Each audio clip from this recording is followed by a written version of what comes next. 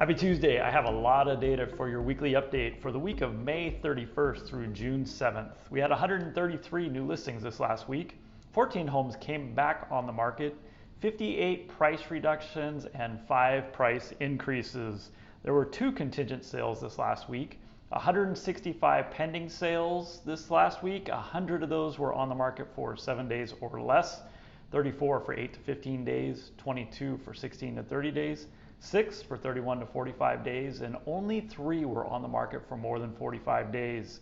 104 closed sales this last week, 75 of those were on the market for 7 days or less, 19 for 8 to 15 days, 5 for 16 to 30 days, 3 for 31 to 45 days, and only 2 of the closed sales were on the market for more than 45 days.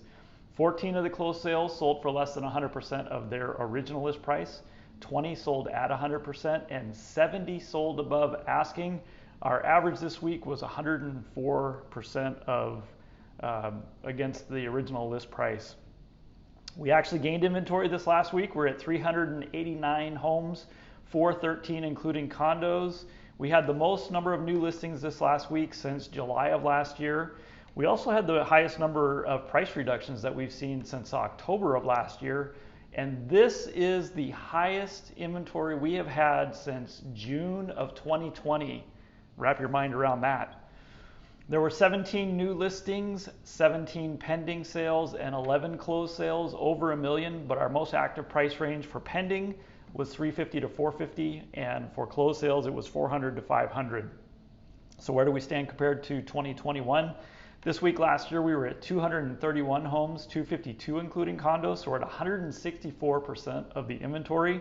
There were 103 new listings this last week, so we're at 129%. 159 pending sales, so 104%, and 103 closed sales, so we're at 101%. So those numbers look very similar to what we saw last year. As you know, the Northwest MLS puts out their statistical data for the previous month. So for the month of May, my papers are flying.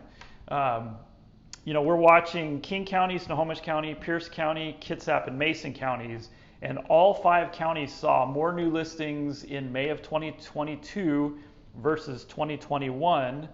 All but King County have had more new listings year to date, 22 versus 21.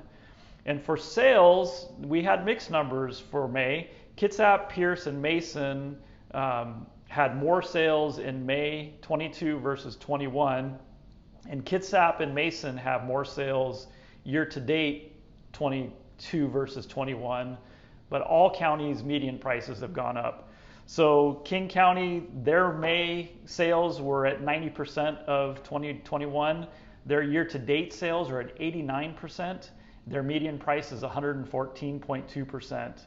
Snohomish County was at 95% for May, 94% year-to-date, and their median price is 123.5%.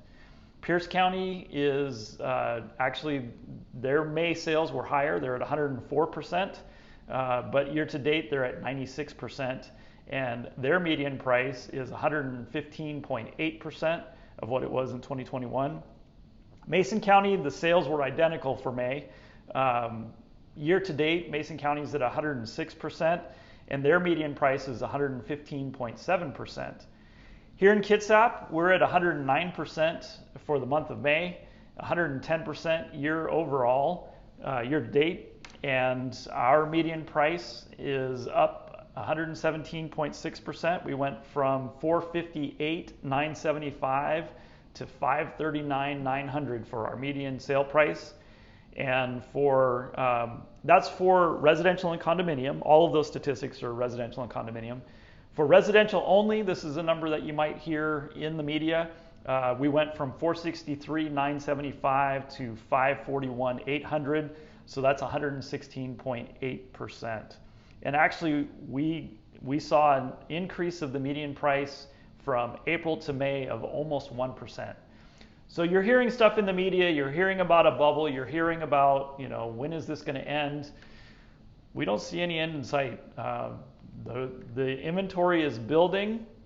People are trying to get their homes on the market to beat a perceived bubble.